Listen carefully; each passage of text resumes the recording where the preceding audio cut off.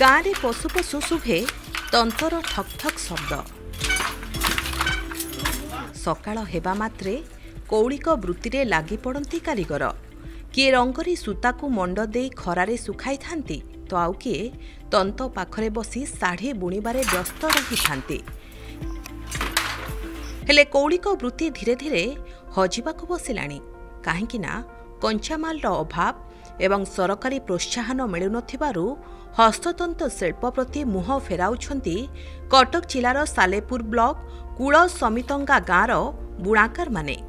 हस्ततंत कारीगरଙ୍କ कहवा कथा परिवार सबु सदस्यଙ୍କ सहयोग रे लुगा लुंगी गामुछा बुणंती किंतु परिश्रम तुलना रे मजूरी मिलुनी।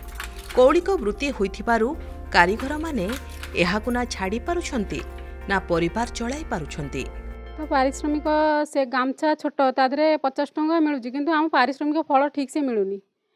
आ बड़ लुगा बुणिले जदिओ अधिका मिलूँ ता भी 2 दिन 3 दिन बुणिले लगुच ना सी परिश्रमिक फल कौन पाचे ठीक से न पाइले भी आम करुचु आमर जीविका जिते बड़े आम करने को बाध्य। आम गाँव में गोटे सोसाइटी अच्छी महालक्ष्मी तंतुबाय सहयोग समिति से मेम्बर अच्छी सोसाइटी माध्यम नुआ टेक्निक उपरे किसी ट्रेनिंग दि जाए दिहले भारी भल हाँ कारण आजिकल समय को लेकिन आम जी रोजगार करुचु से तो आमर परिवार चलवा भारी कष्ट हो तेणु जदि नुआ टेक्नोलोजी रे आम किसी काम करतु हुए तो अधिक किसी रोजगार करूँ तेणु मेसीन आवश्यकता है आमर अर्थर अभाव तेणु सरकार जदि से बाबद किसी प्रोत्साहन दियंते ताले आम निश्चिंत मेसीन तैयारी करि पारंतु।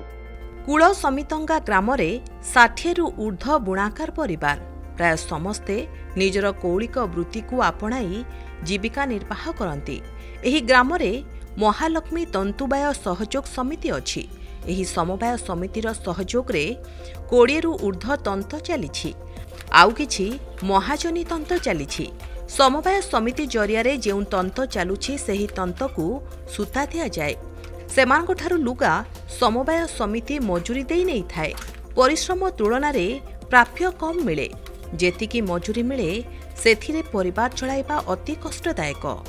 तेबे सरकार मजूरी अधिक देबा पई समवाय समितिर संपादक दाबी करिसंती।